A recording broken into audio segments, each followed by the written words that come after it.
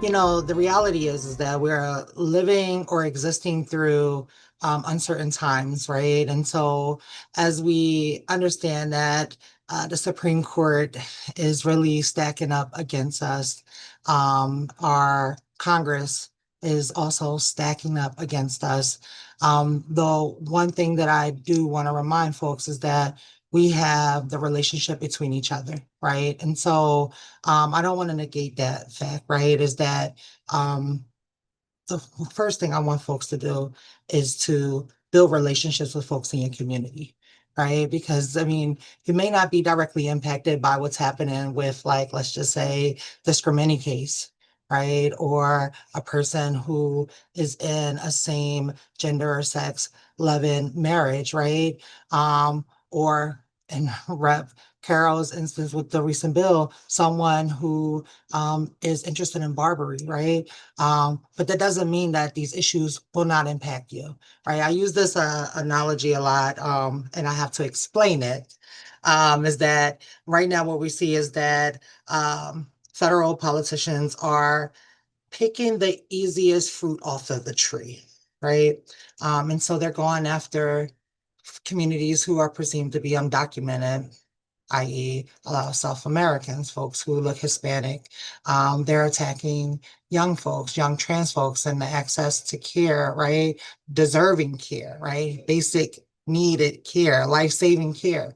They're going after passports, right? They're going after the simplest things, right? Like gender marker changes or even just affirmative gender markers on federal IDs, right? And so, again, just because these issues are not directly impacting you doesn't mean that eventually they won't, right? Because the idea is to not just pick from the lowest branch on a tree, is to uproot the whole tree. Right. And when we think of, and this is my analogy here, okay, because when you think of a tree, there's a lot of um, lives that benefit off of this tree, insects, birds, right? We as people, right? And so when we get rid of trees, we get rid of oxygen. We get rid of the pollen so that the bees can't live and the insects have nothing to thrive in and the birds have nowhere to hide from the storm. And so we see the demise of humanity, right? And so I really want us to really think about in which ways are we building relationships with members who we share uh, differences with, right? To build a better future for us all. And, you know, here's the thing. The ACLU is a nonpartisan organization. We don't endorse or oppose candidates. However, we do position ourselves on issues, right? And so for 20 plus years, we've been fighting for the expansion of the Civil Rights Act of 1955 in PA, right? Rep. Carroll talked a little bit about a House Bill 300, which is also a companion bill, and the Senate, which is, I believe, Senate Bill 150, right? These bills are bills that get reintroduced every year, right? And we're not aware of this, right? There's this um, uh, understanding, right, that the current protections, right, sex discrimination includes, sexual orientation, gender identity, and gender expression, right? And the Pennsylvania Human Relations Commission put out this guidance that says it does, right? That sex does include gender identity, gender expression, and sexual orientation. However, it's up for interpretation, right? And also, the thing is that the way that the courts are stacked, right? Or that the courts position themselves is that we don't need a court to position themselves to say it doesn't, right? And so this is why it's important that, we continue to advocate and influence or ask our state reps and our state senators to pass the PA Fairness Act, right? I kind of agree with Rep. Carroll when we say that the time to act is during election day.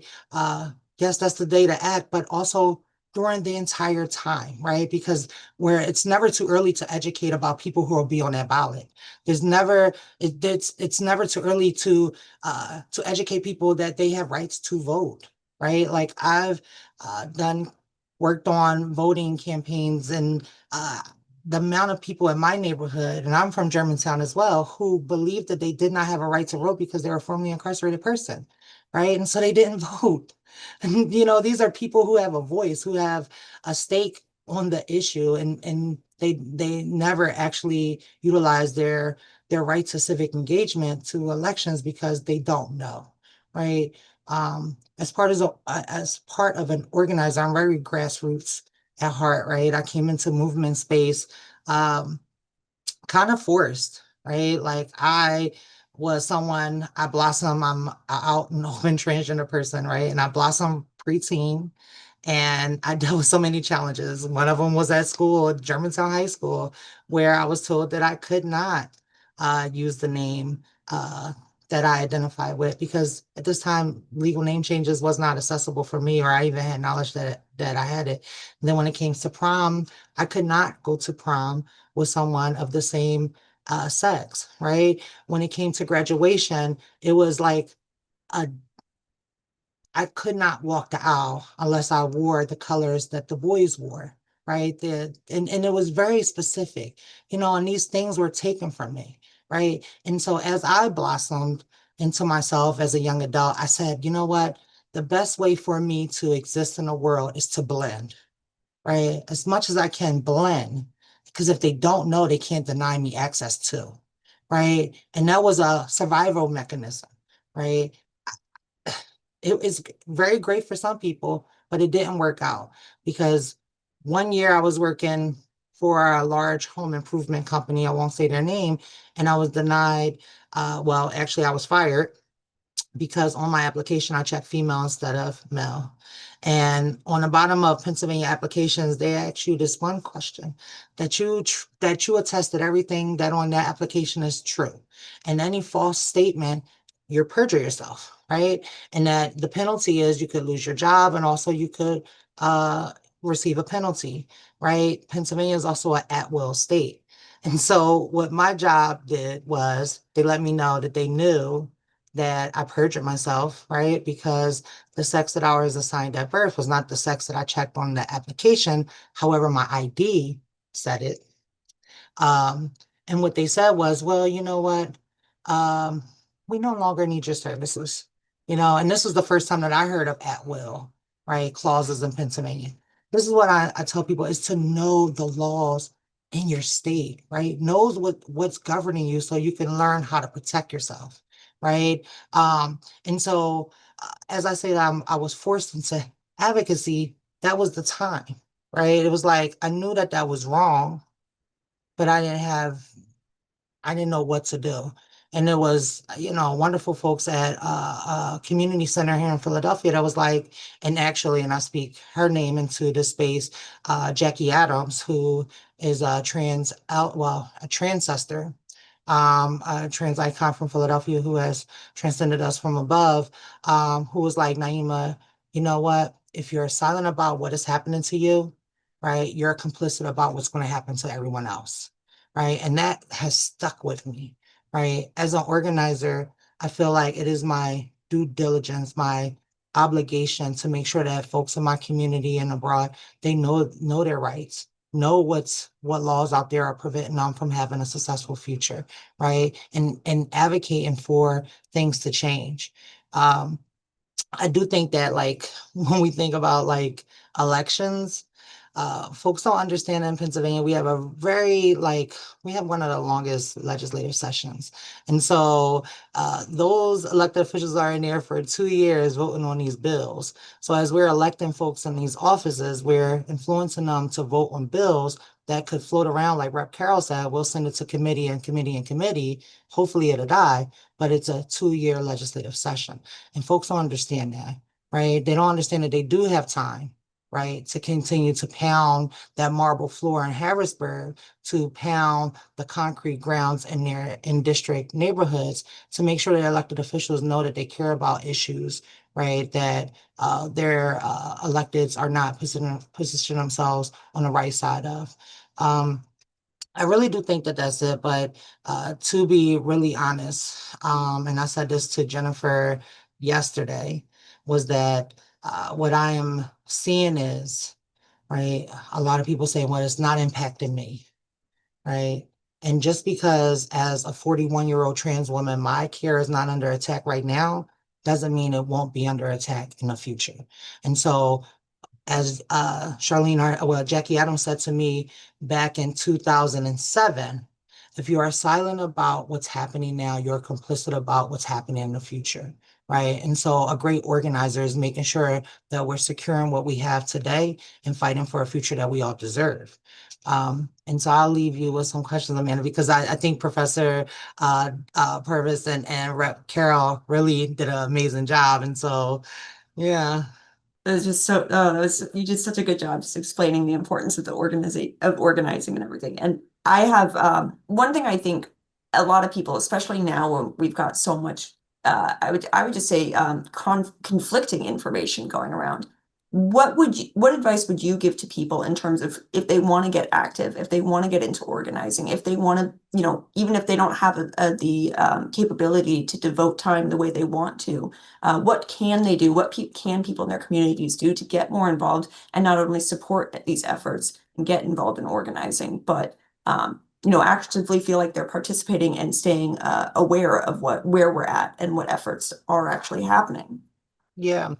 And so, what I like to tell people is that we're organizers at heart, right? If we set an agenda for something, we organize to achieve it, right? We strategize around challenges, right? To be victorious.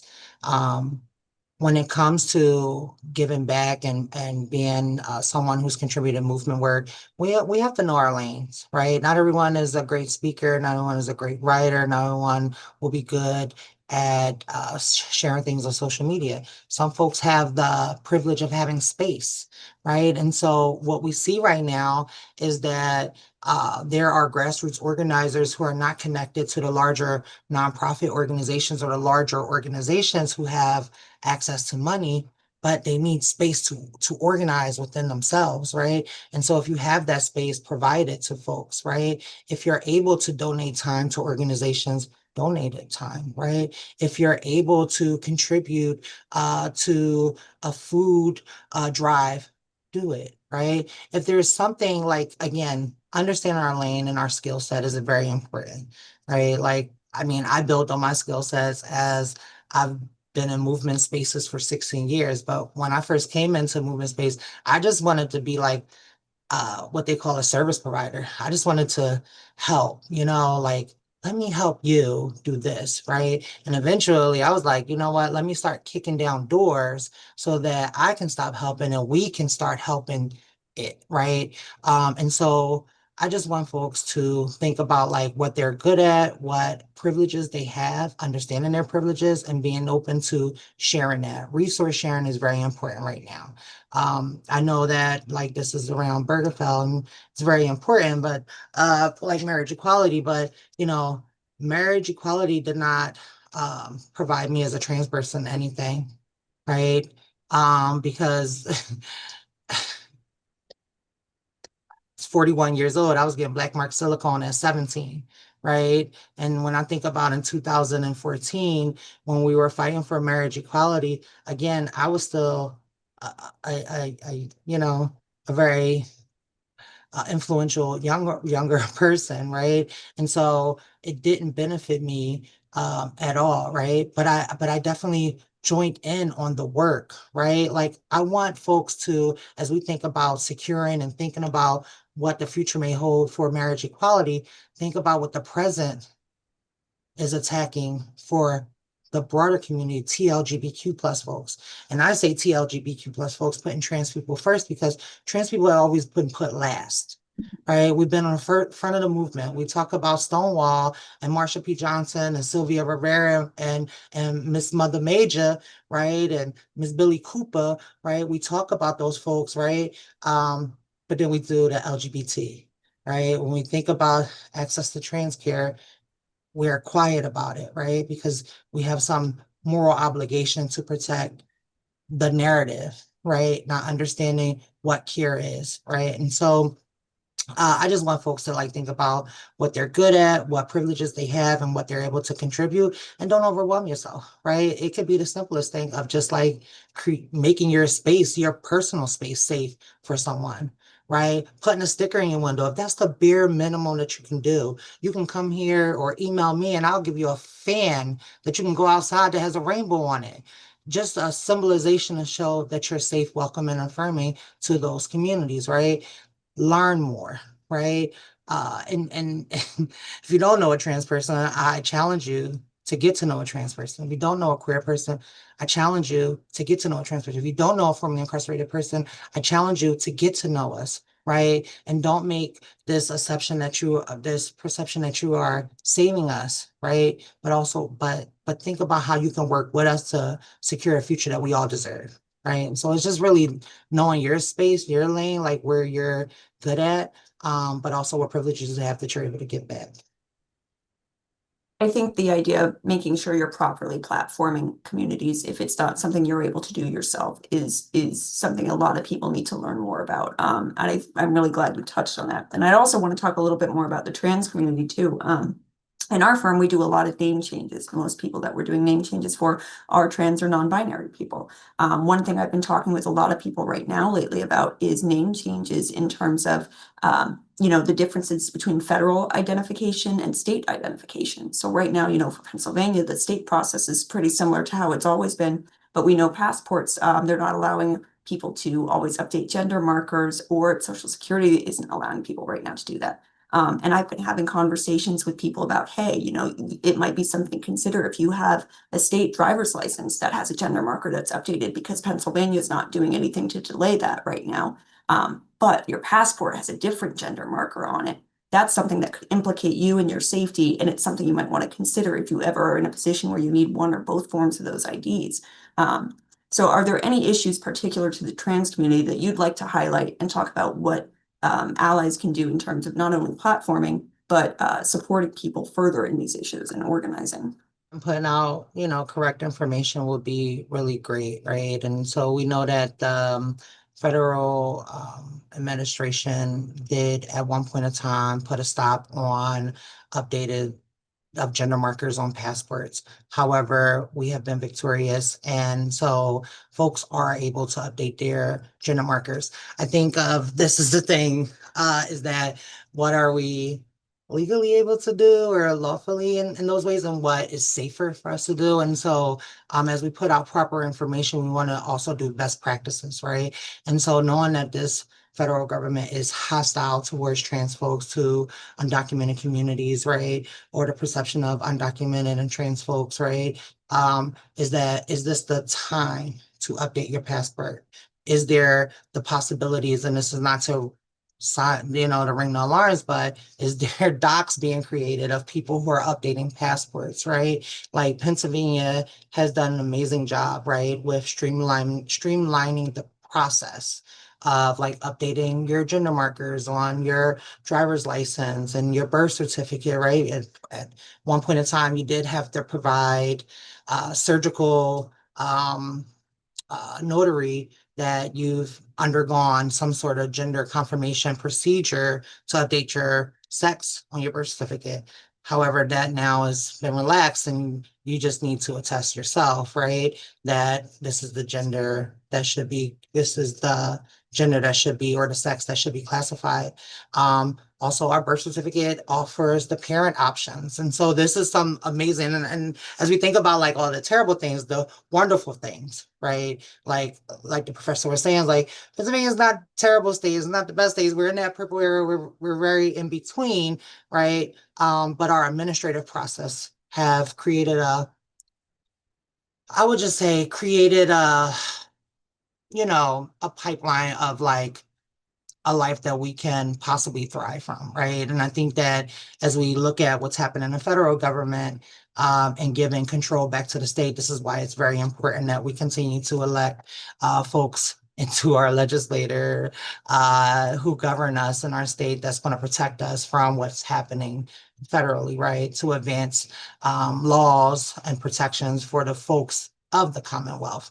I think that when it comes to like real IDs, and this is the thing, is that we need more done around how people have access to their birth certificates because even $20, $30 is unachievable for many low-income families, a lot of trans folks. And so as we're seeing trans folks who want to take a flight, who don't have access to real IDs, and it's not because their gender marker is not changed, it's that they never had access to their birth certificate. Like if I mean, I'm 41 and I know that when I used to ask my mother for my birth certificate, Social security card, she used to go underneath her mattress to get it, right? That was the safe. And since then, there has been several fires in that house and that documentation has been gone, right? We have moved several times from when I was 7 to now, right? And so there could be some relaxation on or waivers for fees for the printing out of documents. And that's just a lot of things that could be done administratively to not just for trans folks, but for older folks who are on fixed income, right? Who need a real ID because they need to go in the Social Security Administration office. Without a real ID, they won't be allowed, right? And so again, this is to go back to just because it doesn't directly impact you doesn't mean that it won't affect you, right? And so when we think about the issues that are impacting trans folks, it will eventually affect, if not indirectly, directly, folks who are not trans identified, right? But I do think overall the Commonwealth, our legislator, our process is a little smooth, right? I see what the GOP and the Senate tried to do by like forcing Senate Bill 9 out of committee, right? And folks in the House was like, absolutely not, right? Like standing up for the community because banning trans girls from participating in sports doesn't bring fairness to sports for girls and women, right? And it also does not create safety for any of our students, right? And there are real things that legislators could be doing to create safety for our students. However, they're not doing it, right? There's real things, and I mean, the ACLU is an organization that protects the Constitution, right? However, I don't think, and I'm not sure of what any of my superiors might think, but I don't think the freedom of speech, I mean, the freedom of a religion allows you the opportunity to use your religion to discriminate against someone else, right? And I think that that's what we're standing on, right? Is that uh, it allows you, affords you the freedom to practice your religion. If it's praying to a head of lettuce, by all means, have your day, right? But to deny someone the basic rights to access, right? That anyone else will have access to, and that is including marriage, right? Is unconstitutional. And I want to make sure we end on a positive note with you too, in terms of moving on and reflection. But I would like to know, is there anything in like the last year? It's been definitely been an insane year. I think that's fair to say, just insane. I don't know if there's a better word for it.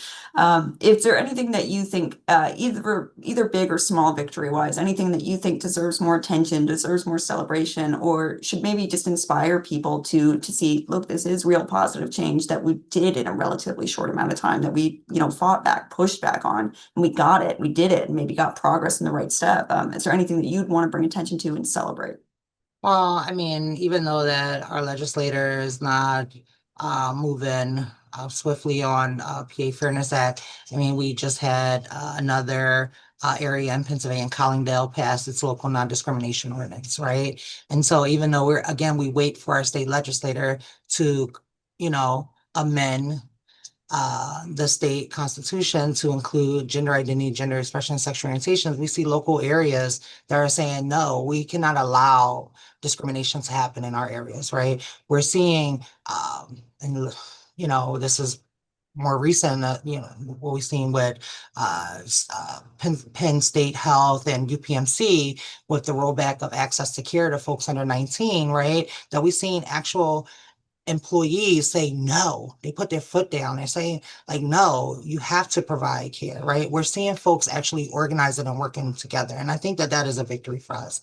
Rep Carroll has said the best thing that we have is the people power, right? And that is true indeed, right? And so in a time of despair, we are building our base, right? And we are being responding to, right? And this is very reactive. I wish we were being proactive by building that relationship, but in the act of responding, right, reactive, the positive thing is that we are building our people power. And so we are joining forces and we're starting to knock down those barriers that we have put up against each other within community, right, of this hierarchy to say we're working for the better good of community. And so I see that as a victory.